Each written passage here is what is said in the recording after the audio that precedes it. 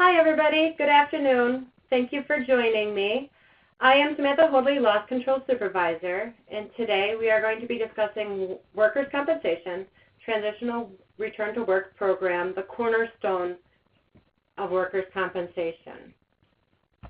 I will be answering questions, not as we go through. Please put your questions down the lower left-hand side, and at the end of the webinar, I will answer all your questions. The webinar should take under an hour. Today, our objectives for this webinar are to determine what is a transitional return to work program. We are going to review the benefits of implementing a transitional return to work program, different psychosocial factors that impact roles and responsibilities of employees and employers in a transitional return to work program, and we're going to outline how to identify different transitional return to work tasks. What is transitional return to work? Transitional return to work is facilitating injured employees to return to work that have work-related medical restrictions. Transitional work is on a temporary basis until it is medically feasible to resume full duty. In workers' compensation, we consider there to be the big three in restrictions. Number one is weight restrictions for lifting, not being able to lift a certain amount of pounds, under 10 pounds, under 20 pounds, things like that.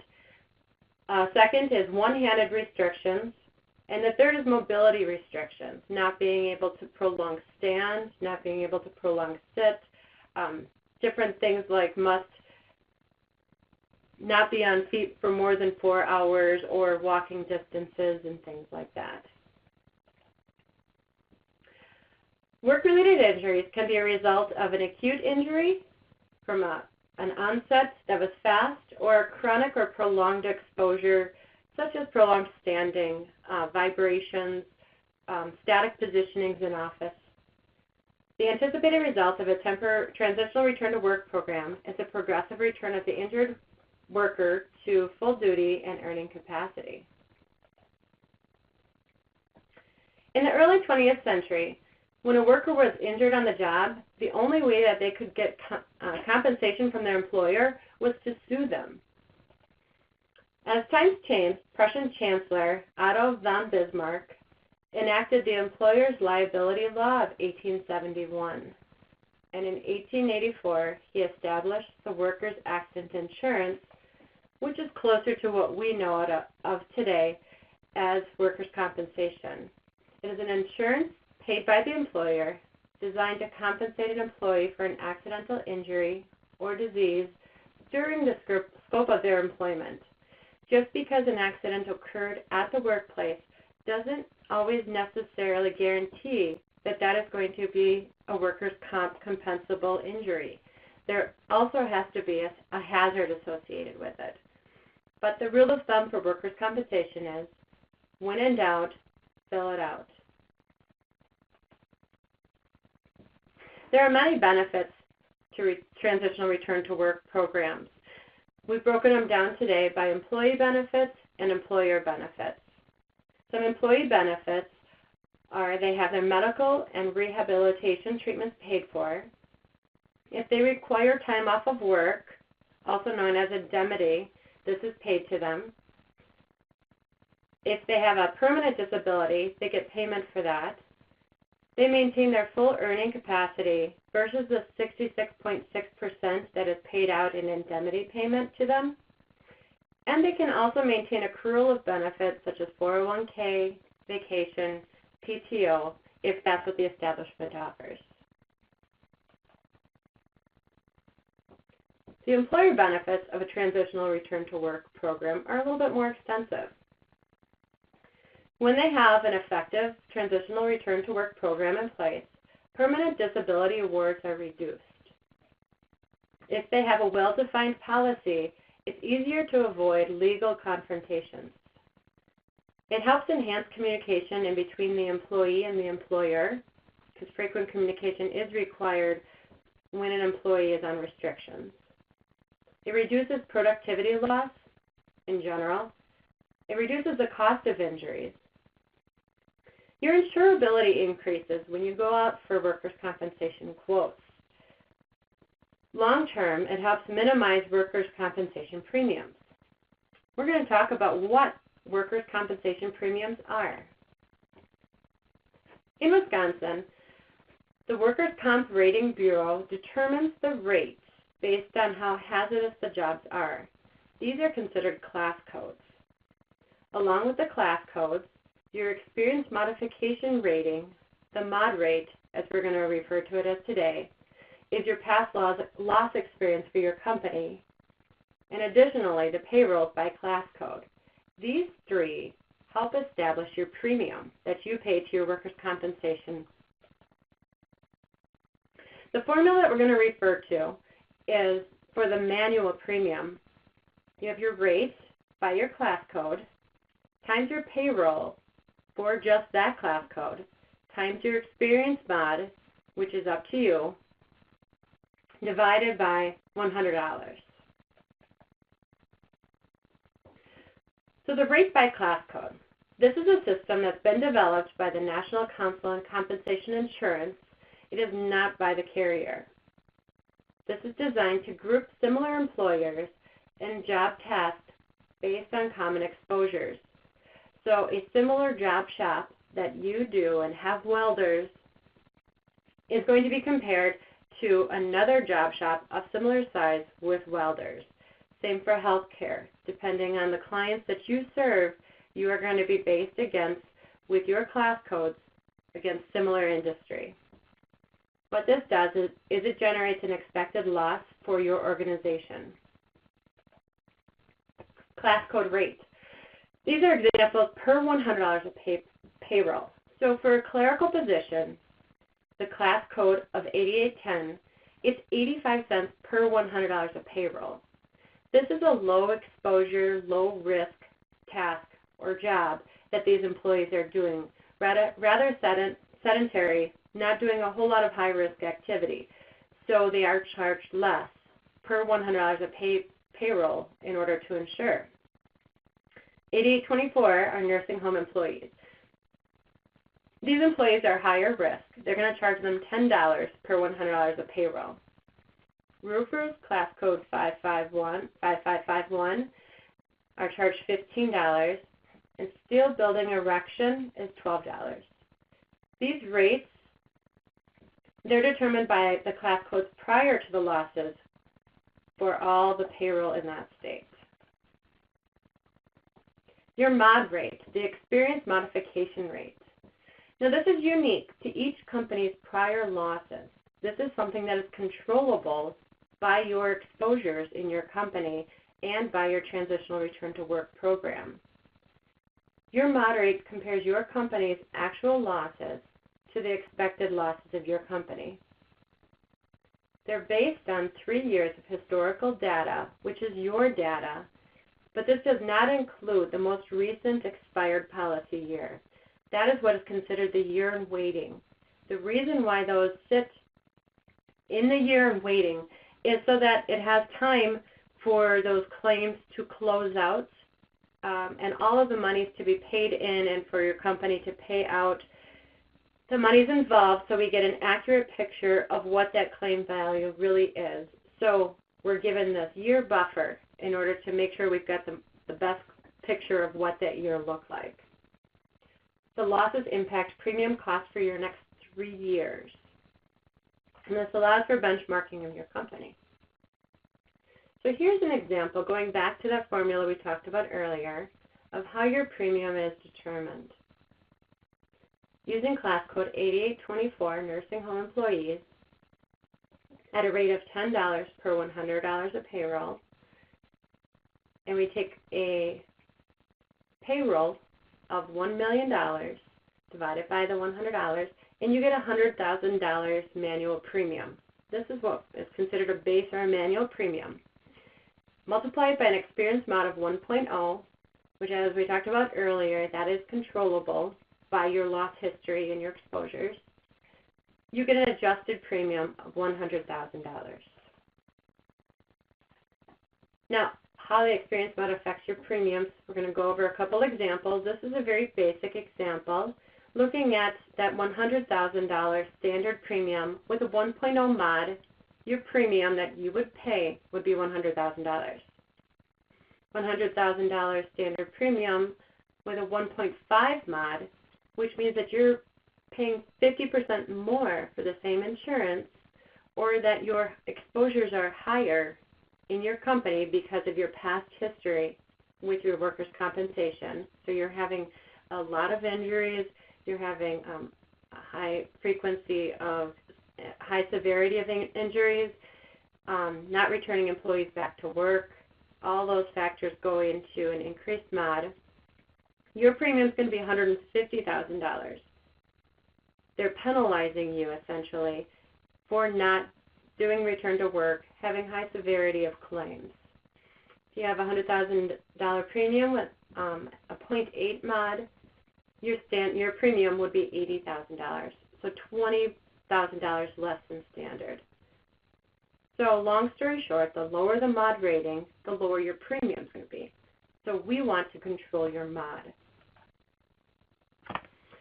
Another example of how your mod rate impacts your premium, we've got the first example is good. You've got your manual premium of $203,000. If your experience mod is good, actually this is a great experience mod, at a 0.67 means that your past loss history has been low and you're doing a good job at returning employees back to work.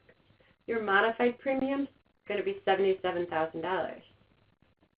At a 1.0 mod, your modified premium would be $203,000. And then we've got the ugly at the bottom. Got your manual premium at $203,000 with a 1.74 experience mod. Your modified premium is going to be $353,000. This is showing a difference of $276,000. Now remember, going back to the fact that this experience mod is going to have an impact on your rate, your premium, for the next 3 years. So a company with a manual premium of $200,000 could potentially be paying a difference of over $830,000 over 3 years for having a bad experience mod or bad previous exposures. Now sometimes you can chalk up a bad year to one shock loss or things like that, but usually after the 3 years that's going to fall off and your mod will stay low if you are doing a good job at returning to work and reducing your risks and hazards. But $830,000 is a big impact on a company that has a $200,000 premium. Your experience mod can change each year. However, like I said before, that bad year can affect you for 3 years. And if those bad years continue, it's just not going to go away. So how can we impact your experience mod? How can we control it? We can control your losses, minimize and eliminate injuries. You can do this by doing audits, increasing your safety culture, increasing your safety awareness, bringing safety to the forefront, making sure employees are being held accountable to upholding your practices and policies. And if an injury does occur, proactively manage the medical treatment. Maintain close contact with the injured worker. Maintain close contact with your insurance company. And control your claim costs by bringing an employee back to work with an effective transitional return to work program. When you bring an employee back to work, there's a difference in the claim from a medical only to an indemnity claim. A medical only claim is when an injured worker did not miss any time outside of the preferred 3-day grace period. So what that looks like, if an employee sustains an injury on Monday, they could be off of work. Monday is the date of injury, so that's kind of a freebie. So then you've got Tuesday, Wednesday, and Thursday. That employee has to be back to work by Friday. If that physician were to write them off for that week, give them the weekend off, and then have them return back to work on Monday, that is now going to fall under what's called an indemnity claim. An indemnity is a payment made by the insurance company to cover the injured worker's lost time from work. Now, what happens when we fall into that indemnity claim is we get penalized by the state. If we pay injured workers to be off of work, the state is going to penalize you.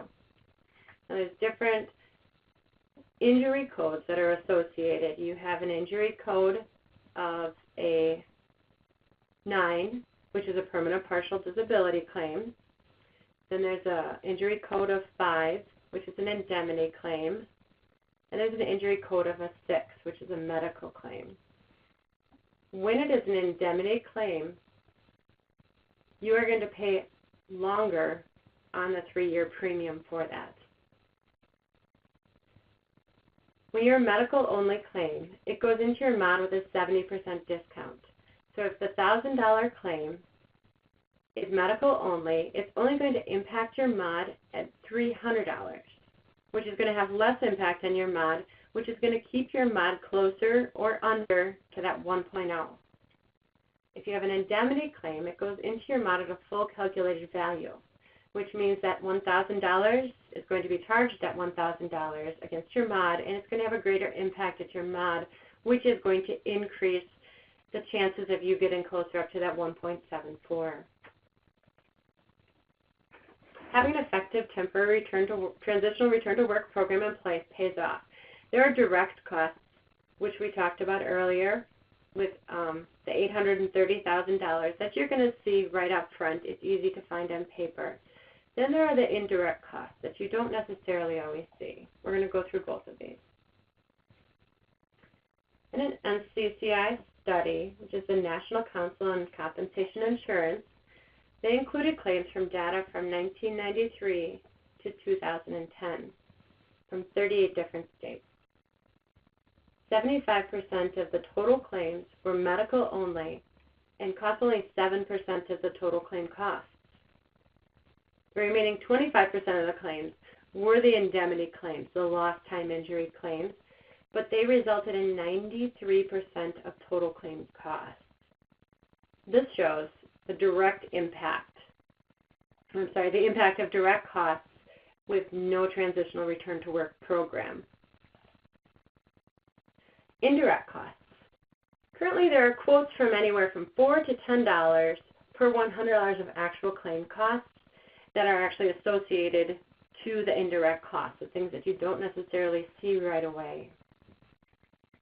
Indirect costs can be classified as loss of production on your lines, cost of damaged goods, damaged tools, equipment, cleaning of equipment, replacement of equipment, employee time involved for the accident investigation, the time it takes to fill out all the paperwork, overtime from other employees required to cover the injured employee's work, lost productivity from the worker, loss of specific human capital, and replacement or retraining costs or training costs of new employees.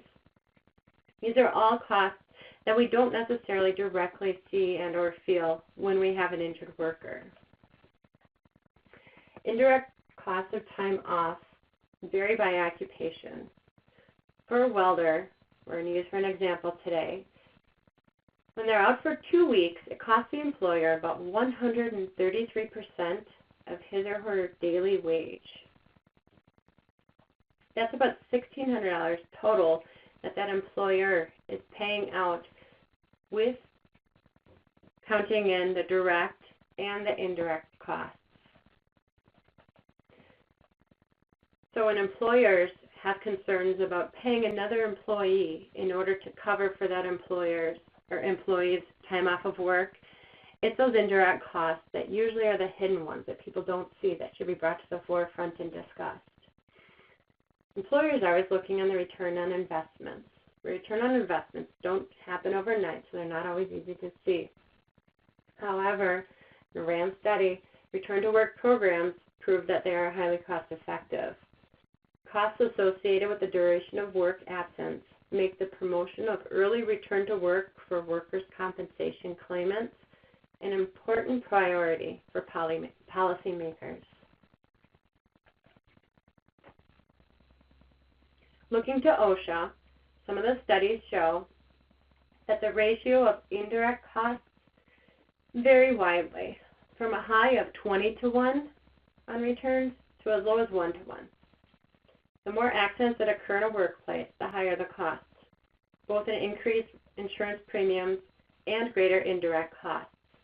Along with this, without saying, goes to the fact that employers that do not have an effective return-to-work program have decreased morale within their companies.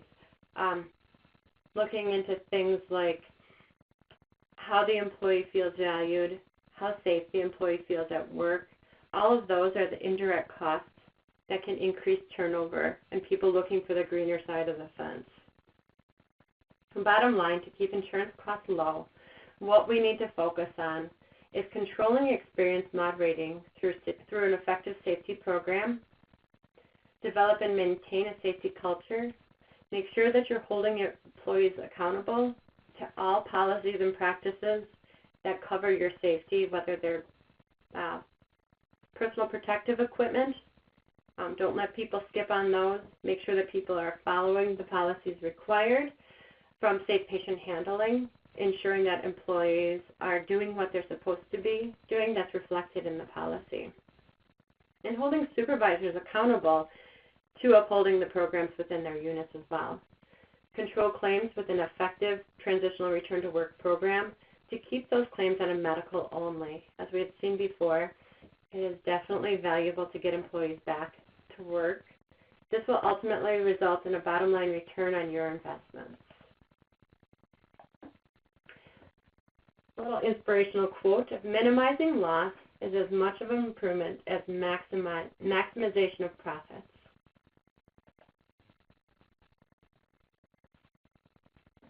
Psychosocial factors. What are psychosocial factors? They are physiological and social factors that influences that affect an individual's or group's mental health and behavior. There are positive and negative psychosocial factors that can impact employees and employers. Psychosocial factors that negatively impact the employer are having no transitional work available, a negative attitude towards injured worker. Unfortunately, we've all heard how employers can sometimes blame the employees for the injuries, and sometimes this may be the case, but it does not do anybody any good to outright blame the employees. And not maintaining contact with the injured worker are psychosocial factors that can negatively impact transitional return to work. For the employee, there are many psychosocial factors that negatively impact transitional return to work. They can be employment issues. They have a poor work ethic. Their employment is less than 90 days. They have poor attendance records, negative attitude towards the employer. They have poor job performance in general. Poor health history, multiple prior work comp claims, recent treatment for depression or anxiety, prior injury to the same body part, medical treatment with one or more than 3 medical providers in the last year, vocational and or educational history, not having a high school diploma or GED equivalent. They know the workers' compensation process. They've been there before. More than 3 employment changes in the past 5 years. Other psychosocial factors that can negatively impact transitional return to work include family status. If they have inadequate personal support, if they're a single parent, they've got disability policies already enforced, they're having financial issues, child care issues, or other family members are on disability, and they've had recent life event changes, such as divorce, illness, or death in the family. Psychological issues, they're perceived as a victim, they've got dependent or addictive personality types, and social issues, they might have previous run-ins with the law, incarcerations, things like that. Psychosocial stressors impact the injured worker in many ways. They can trigger stress release in the body. This increases hormones called cortisol. It can increase blood pressure. It increases heart rate. It complicates healthcare treatments. This can increase medical costs, which go to the claim, increase lost time from work. It increases disability costs and the likelihood of disability. Poor return to work outcomes. It can prolong the claim life duration and increase probability of retaining an attorney, which then gets very expensive for the claim. A Hartford insurance study said that 10% of claims with negative psychosocial factors accounted for 60% of all claim costs. So psychosocial factors are real, and they can cost. Some positive psychosocial factors. A recent poll found that 70% of those returned to work in a transitional return to work program did not let their condition consume their thinking. 76% refused to feel victimized by their injury, and 90% report having a good relationship with their supervisor. Psychosocial benefits for employees is it keeps the employees engaged with the workplace environment, makes them feel included. When you don't have an effective transitional return to work program and the employee is off of work, they tend to detach from work. They get set into their ways, and they just don't feel like they're part of the community of work anymore. By keeping them in the workplace in some shape or form, keeps them engaged. It enhances the speed of medical recovery process. There's a lot of information out there to assist in proving that bringing an injured worker back to work and getting their body moving versus being sedentary at home decreases their recovery time. Reduces frequency of medical treatment. It promotes constructive relationships within the workplace. And it reinforces the management's commitment to employee well-being and safety. Helps maintain a productive mindset and the biological work clock. Going back to if you let the employee heal at home versus being back at work, they fall out of the routine of getting up and going to work, and that scheduled structure that they're used to is actually very beneficial for people. So the biological work clock is reset when individuals are sleeping in later, staying up later, and not getting out the door like they're used to. Psychosocial factors can actually affect long-term earnings. Improving the early return to work of permanently disabled workers can lower long-term earning losses by as much as 1/3, and that's several years after disability. The responsibilities for an effective transitional return to work program. There's responsibilities for the employer, managers, and employees. The employer's responsibilities, we need to ensure that we have a written program in place.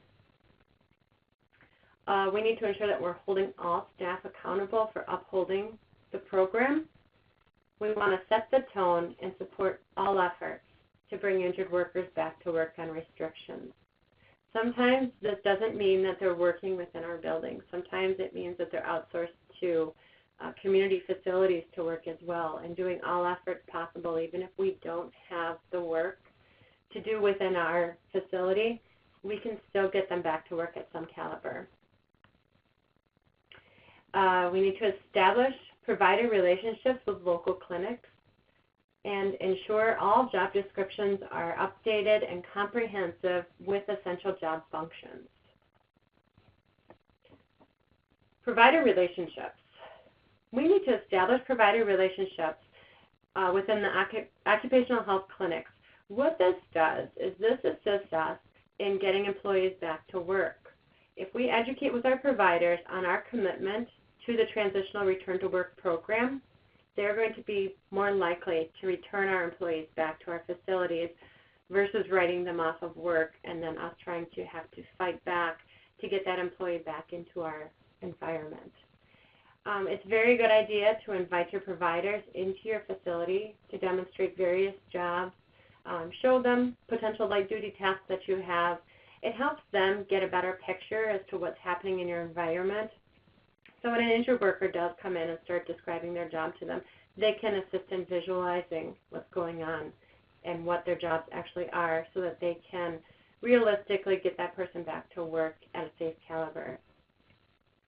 And by having a provider letter and a transitional return to work form in your claim packet, this helps to educate all potential physicians of your commitment. Sometimes those employees that are injured don't go to the occupational health clinic of our choice, so they're going to their physician or a physician that's at a clinic close to them. In your claim kits, if you have a provider letter and a transitional return to work form, this helps that provider know that you have a program and that it's important to you that that employee comes back to work. Having job descriptions up to date with physical job demands for all positions helps in getting your employees back to work.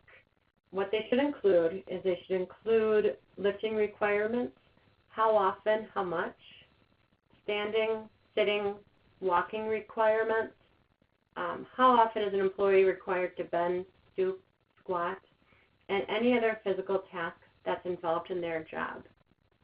So when an employer or when a physician removes somebody from work, they know exactly what this employee is required to do for their job. Managers' responsibilities for a transitional return to work program are to facilitate the employee's return to work. They should have a predetermined list of transitional return to work tasks, finding tasks within the employee's restrictions. We want to find something, if we can somehow adapt their current position or their current job to accommodate their restrictions. If not, establish some guidelines as to what is a good task for these employees. We will be covering some of these generic tasks at the end. If you did have any other questions of transitional tasks that you could do within your facility, work with your loss control representative and they can help identify some of those tasks for you. You want to communicate frequently with that injured employee. You want to monitor the employee's work and progress by keeping a daily transitional return to work log on all injured workers. This helps in communication of what tasks they've done. It also assists in showing what activities the injured worker has done, just in the case that that employee goes back to their physician and says that they're being required to work outside of their restrictions. If any physician were to hear this, they would most likely remove that person from your environment because they feel that you're not complying with the transitional return to work restrictions, and then now we're going to end up paying this employee indemnity. But if we have these logs to show that we have been diligent in giving them tasks within their restrictions, and the supervisor signs off on these logs, and the employee signs off on these logs every day, then it's going to bode a lot better when talking with that physician that we have done all efforts to maintain within the restrictions. What they're doing outside of work to re-injure themselves, we don't have control over. It's a manager's responsibility to keep top management in the loop of what's happening with this injury and claimant, and work with Argent to manage the claim, maintaining close contact with your claims representative. Claim management, one of the crucial concepts is how people are perceived they're being treated, and how they perceive they're being and how they are perceived they are being valued by their employer. So if they feel that they are heard and respected, they are in turn going to turn around and respect their employer. With claims management, we want to respect where people are coming from. Goes back to the terms of walking a mile in somebody's shoes. It's hard to judge, or it's easy to judge, but it's hard to understand. Be supportive of your injured worker, more of the lines of how can I help you. Ask questions and listen. Establish a good relationship with the employees before they become injured workers. Share information and collaborate to ensure all parties are working for the same objective. Develop early and positive communication between the injured worker and the employer and the claim adjuster. The more communication that's occurring with those three lines, the faster the person will heal and the less time that person will spend in clinic. Build trust with the injured worker. Lack of trust results in increasing employees' fears. WCRI research shows that low trust results in worse outcomes, impaired healing, and more likely to hire an attorney. We want to facilitate an environment of goodwill and caring.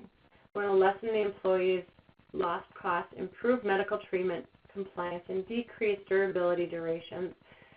This increases closure and decreases litigation. The employees responsible for transitional return to work, they need to communicate with their manager.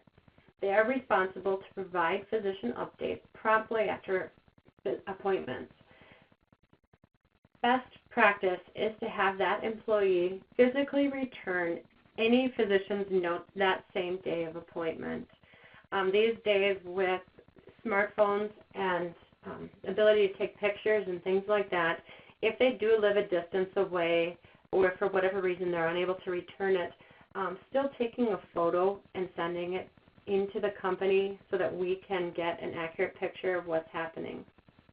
The reason why we want to do that is because if the employee is taken out of work on Thursday, the physician writes them out on a Thursday, but they're not scheduled to work until Sunday or Saturday, and they wait until the day before to call in and say, oh, by the way, my physician removed me from work. We have very little time to negotiate with that physician or find out why they took them out of work, and you also have very little time to find replacement for that shift. So by getting in line, the best practice that we have the employees bring it back immediately after employment saves a lot of time. It's the employee's responsibility to know their restrictions and keep a copy on them. If at any point in time, depending on the size of your facility, somebody were to ask them to do a job that required them to work outside of the restrictions, if they had a copy of that on them, they can easily take it out and say, I'm sorry, I am unable to complete that task, I'm on a restriction. But empower employees to speak up if any management were to ask them to do a job that is outside of their restrictions. It is ultimately their responsibility to work within their restrictions. And restrictions are 24/7. When they go home at night, they need to be on the same restrictions that they are at work. It is their responsibility to keep all physicians and therapy appointments in order to keep treatment moving forward. Workers with light-duty assignments were 2 times as likely to have a successful return to work with a single absence and 1.6 times as likely to experience a successful return with multiple absences. Subjects that received clinical and ergonomic intervention had on average 2.4 times fewer lost days from regular duty than subjects in a control group. And early intervention return to work programs reduced lost day cases by 55% at a large urban medical center. The systematic review of the quantitative literature on workplace-based return to work interventions dating back to 1990 showed return to work interventions reduced time to return to work by a factor of roughly 1.9 to 2.5. And lastly, reviewed the return to work literature to find that modified work and other return to work policies improve return to work outcomes by a factor ranging roughly from 1 to 4 times. Identifying transitional return to work tasks. This is something that can be done by management or it can be done by any employee. Again, if you have questions on what to do for these, please feel free to contact your loss control representative. When identifying these tasks, be creative, but also remember that this work needs to be meaningful and it needs to work within the physical restrictions. Don't make any of these tasks blatantly punitive. Sometimes removing individuals from different environments can be beneficial to their healing and to your safety culture in general, and this sometimes does have to happen. However, we do want to respect the injured worker, so we don't want to give them tasks that are degrading. I've been frequently using the word tasks versus a transitional job. 8 one-hour tasks make up a work day. We use the word task because sometimes the word job can be misconstrued into translating into a permanent position. We want to ensure that this employee knows that this is just transitional, or sometimes you'll hear the program referred to as a temporary return to work program. This is just a temporary thing that's happening right now. We don't want people to get too comfortable in their transitional job or task. So that's why we like the word task, because it is not a job. What are transitional return to work tasks? There are so many options that you can consider. Just remember to keep the employee as close to their normal job duties as possible. If there's a way to modify their current role so that they can stay doing what they're doing for productivity, that's great. However, if that is not possible, we need to combine jobs from other various duties, gradual acclimation back to regular duties, look into placement or other locations and or shifts, and temporary placement in a nonprofit organization. Sometimes you can work with places such as Restore, even Habitat for Humanity, Goodwill's, St. Vincent de Paul's, a lot of social service agencies. You can place employees with them while you are paying them their wage to be at a different facility but still working, so that they are still receiving their full benefits, but they are not within your facility, and that is due to the fact that either it just wasn't good for them to be in your environment at the time, or you didn't have the tasks available to them. We find this commonly with trucking industries. Task list. Pre-identified lists should be created for tasks within your environment for the major 3 restrictions: weight restrictions for lifting, one-handed restrictions, and mobility restrictions.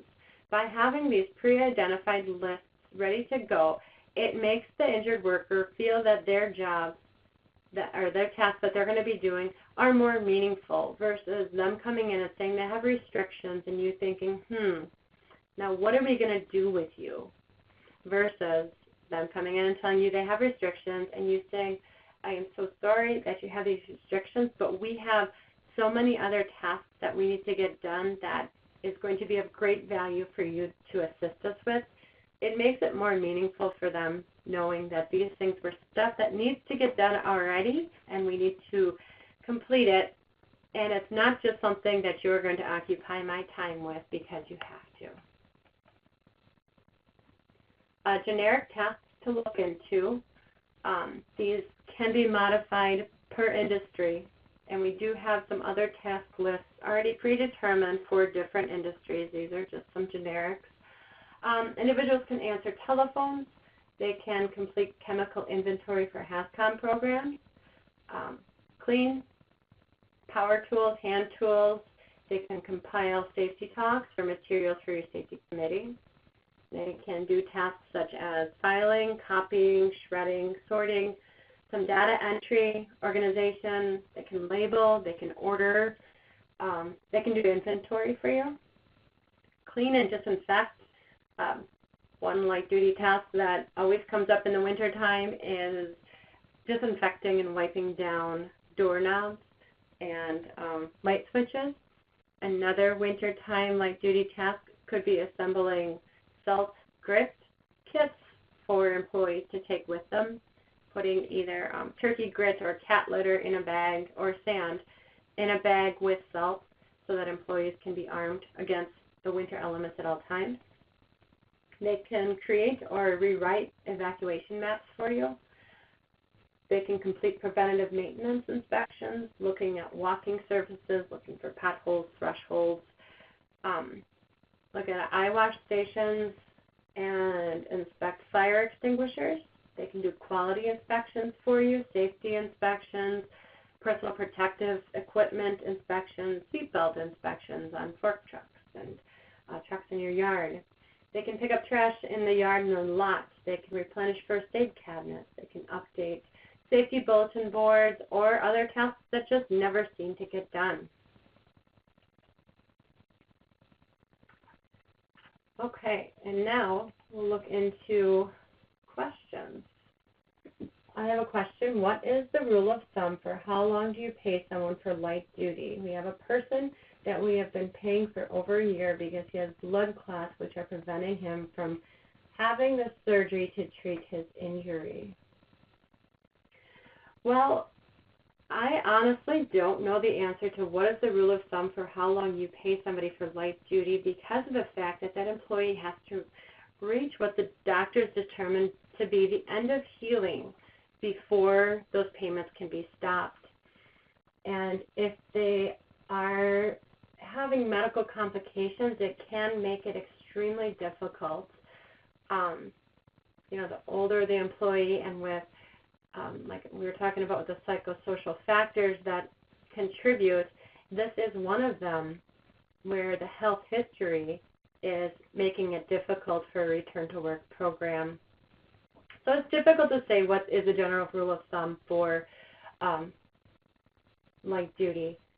It's best to work with your claims rep and determine that we are on the right path for this and look into different options. We have another question. For a lot of injuries, they may miss a week to rest up before returning to work or being able to do light duty.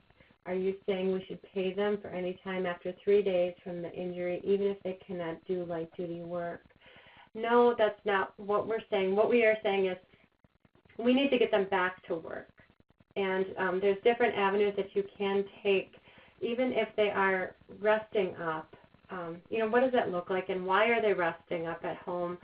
Conversations should be had with your claims representative and talk about what is their injury, why are they resting up at home? Is there anything that we can do to get them back to work for a sedentary job while they rest up on the job? Getting up in the morning and traveling to and from work shouldn't be that strenuous that any activity that we give them at work would be out of line. So it's working with your physician and your claims rep to see what kind of activities we can get them back to work with. You can't just pay them to sit at home. That's not what transitional return to work is, and that's not where the benefits really lie. It doesn't help with the psychosocial benefits for them, and it doesn't really help with the camaraderie that they get from actually being back at work and the feeling. If they're at home getting paid to be off of work, it's just reinforcing that work clock, that biological work clock resetting, and they're less likely to want to come back to work after they've been home, establishing their new routine at home. So no, we're not saying to pay them even if they can't do light duty work. It's up to the physician to determine if they are able to do light duty.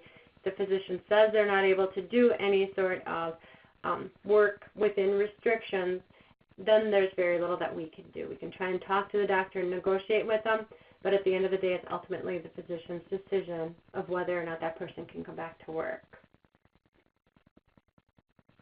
Do we have any other questions?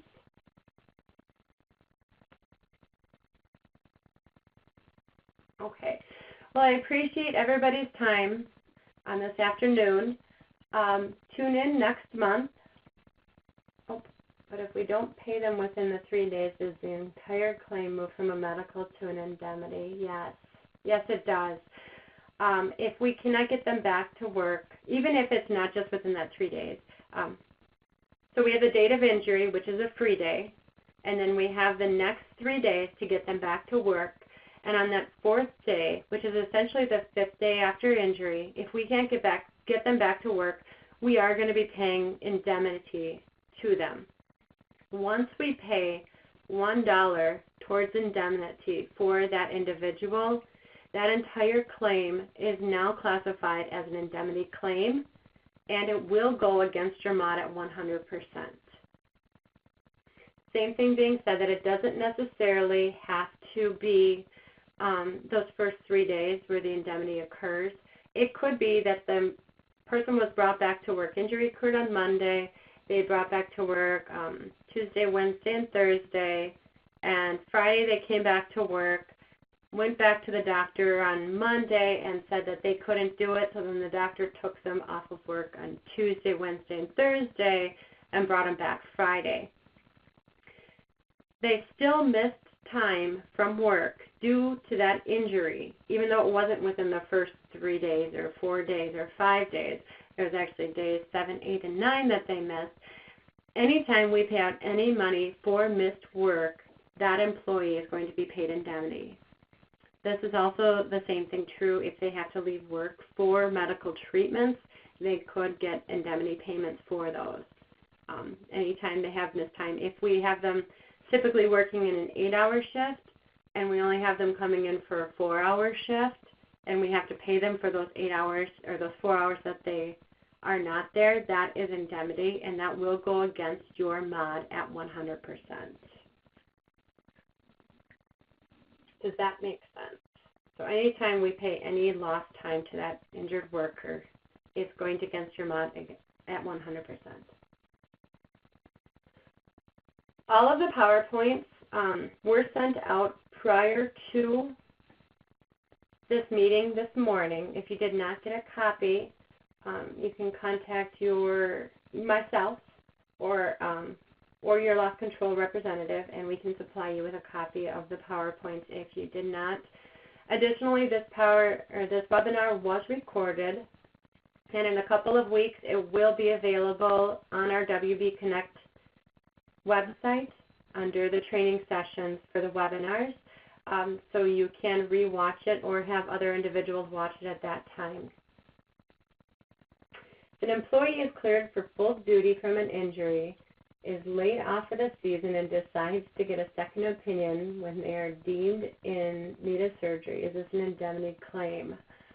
If an employee is cleared for full duty from injury, is laid off for the season, and decides to get a second opinion where they are deemed to be in need of surgery, is this an indemnity claim? I don't know the answer to that question.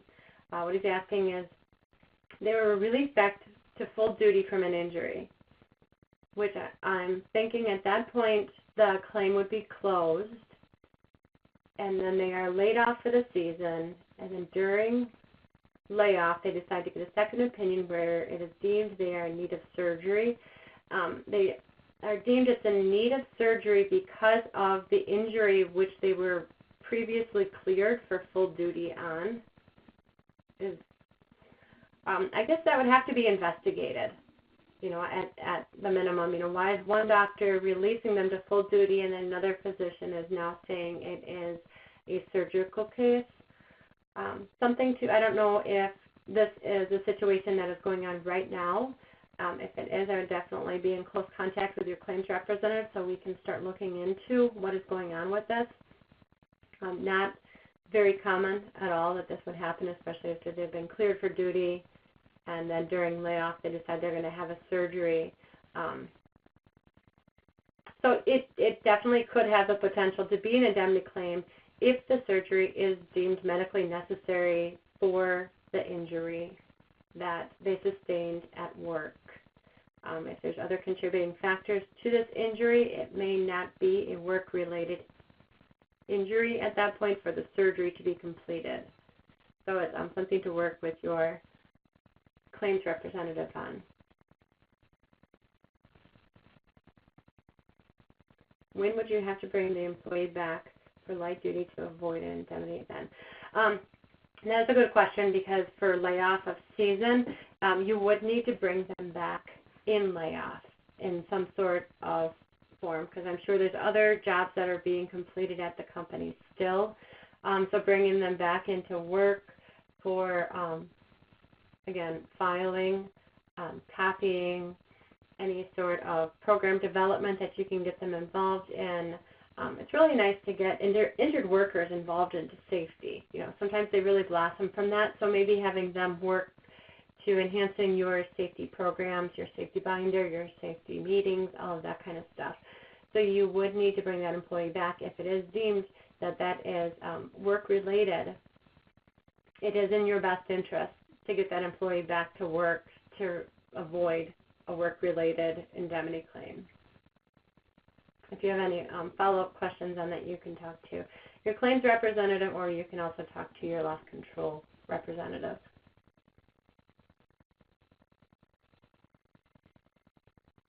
Any other questions? And take care. Thank you.